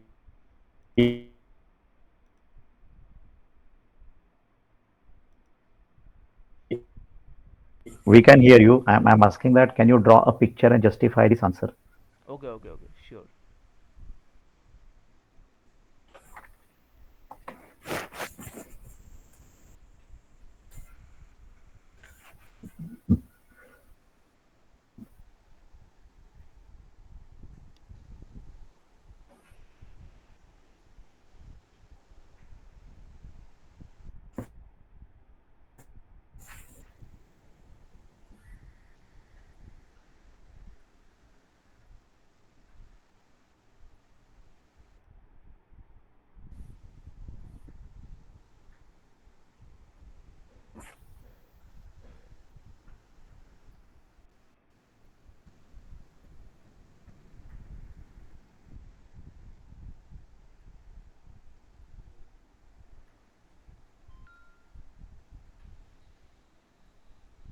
So my argument is as follows: like B hop, B SRS are same.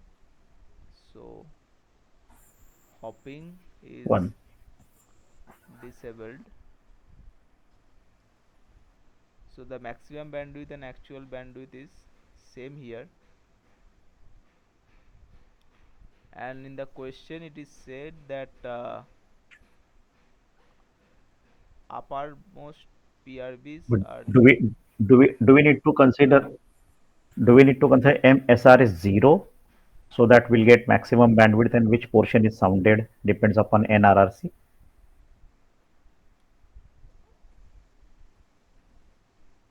okay. I think Do we need to consider MSR is 0, so maximum bandwidth, and then NRRC is at this present time which bandwidth is sounded. okay, okay. So, sorry, I made a mistake here. Like M SRS 0 should be the maximum bandwidth, okay, and M here Correct. the actual sounding bandwidth it should be, yes, it should be M SRS 1. Sorry, the statement Correct. I made Correct. earlier, that was wrong. Those being same. So in one symbol I am sounding. This is my actual sounding bandwidth in terms of PRBs. And can anyone let me know if you have the table for CSRS 9, what is the MSRS 0 value? 32. It is 32. It is 32. Yeah. And MSRS 1 is 16.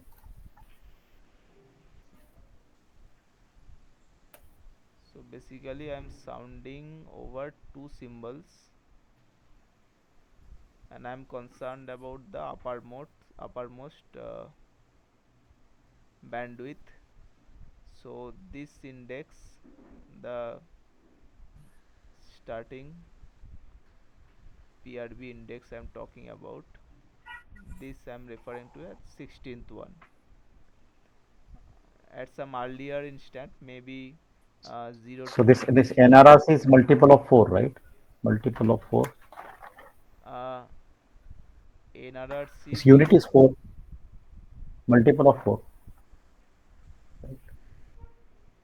NRRC is multiple of 4.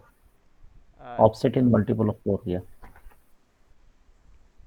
NRRC is not uh, Yes, yes.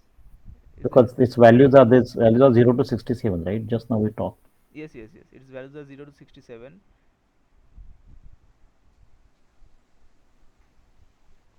So the left hand side 16 you considered. How did you consider 16? Okay, K so equal to there 16. are k is equal to 16 here. Since it is mentioned here that uppermost PRVs of the bandwidth is sounded, so Correct. I am like this part I'm talking about. So this is the 16th Okay.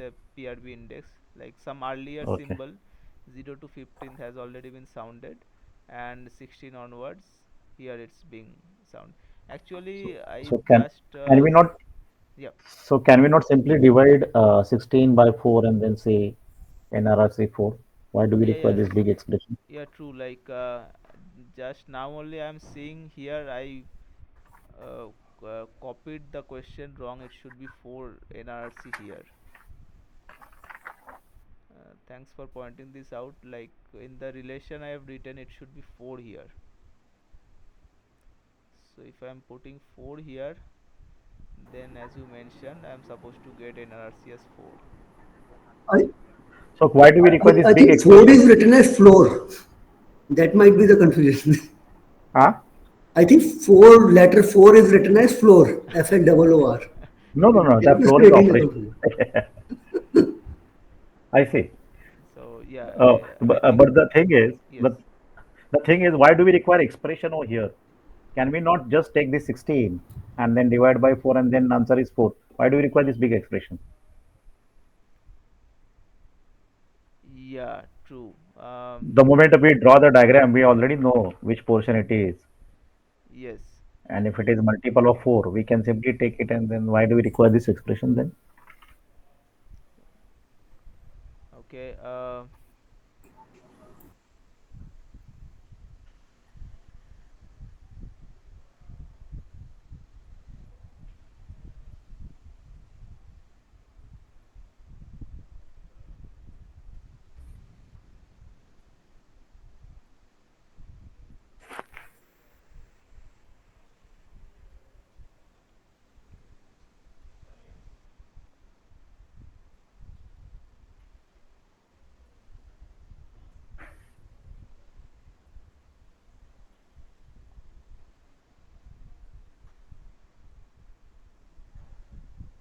I'm just trying to see that if can such occurrence arise when this flooring operation, like the ratio 4 in RRC over M SRS for a given B value, be it 0 to 3, when it comes out to be a fraction, what happens then?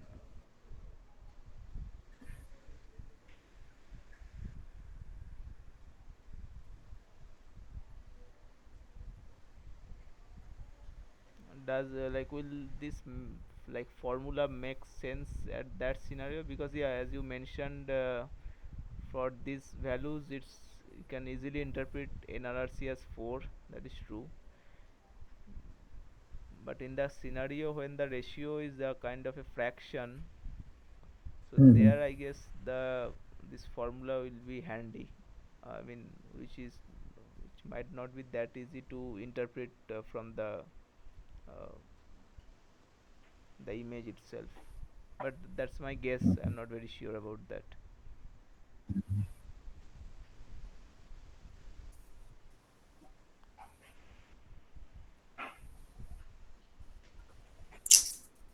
Uh, what is the answer given?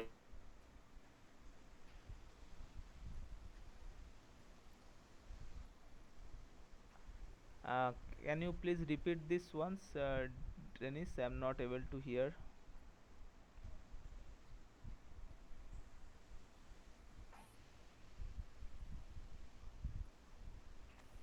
chat box. Okay, in chat box. It should be 4. Actually, the thing is, I made the mistake in the question itself. It should be 4 NRRC. So, had it been only NRRC and you were asked to solve it, it should be 16. But then it doesn't match the practical value. It should be there. So, the correction is in the question and the answer both. So, the change like the expression itself is not floating operation over NRRC over MSRS. It's 4 NRRC over MSRS, and when you use that correct expression you will get NRRC as 4. So 4 is the correct answer.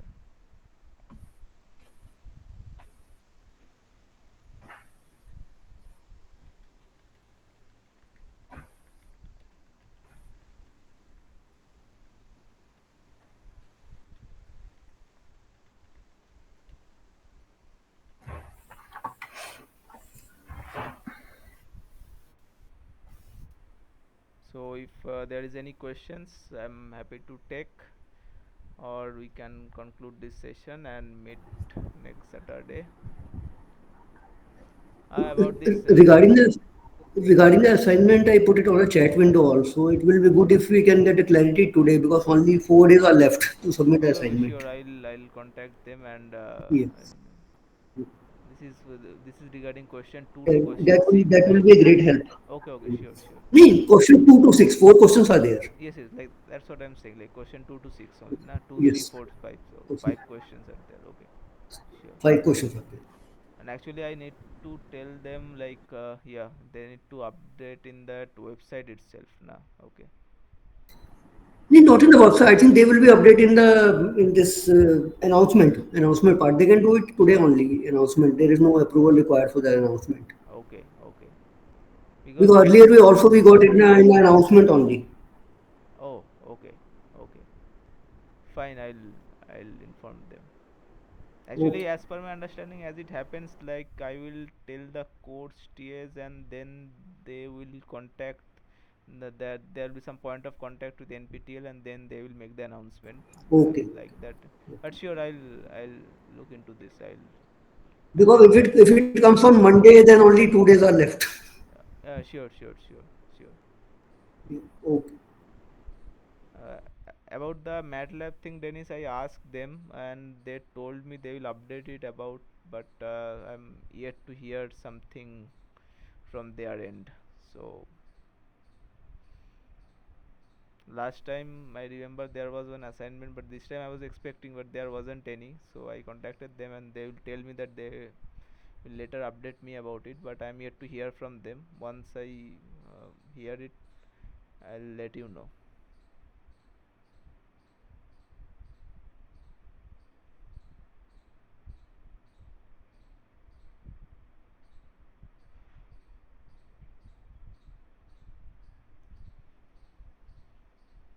Oh, okay. And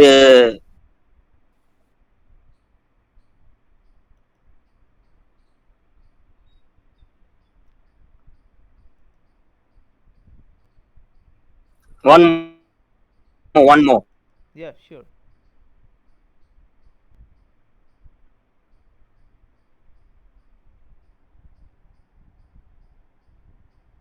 Why is K16? Why is K16? Okay, so let us move to the question here. So you see this for CSRS 9, your MSRS 0, that is your maximum sounding bandwidth is 32, and since your B hop and BSRS are 1, so MSRS 1 is 16, right? So basically no hopping is enabled. So what you are doing here, just let me move to the next. Yeah, so K is 16 because you have actual sounding bandwidth of 16. So there are total of 32 PRBs, and at some earlier symbol, let's say 0 to 15, that is the lower part of bandwidth has actually been sounded, and the question is mentioned that your uppermost PRBs are used for sounding. Now when it comes to uppermost CRBs, it's 16th until 31st. So the starting PRB index for this upper bandwidth part is 16. So that is why we took K as 16 here.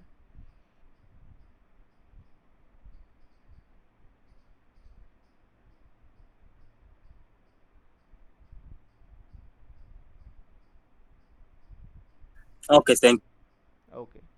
Okay.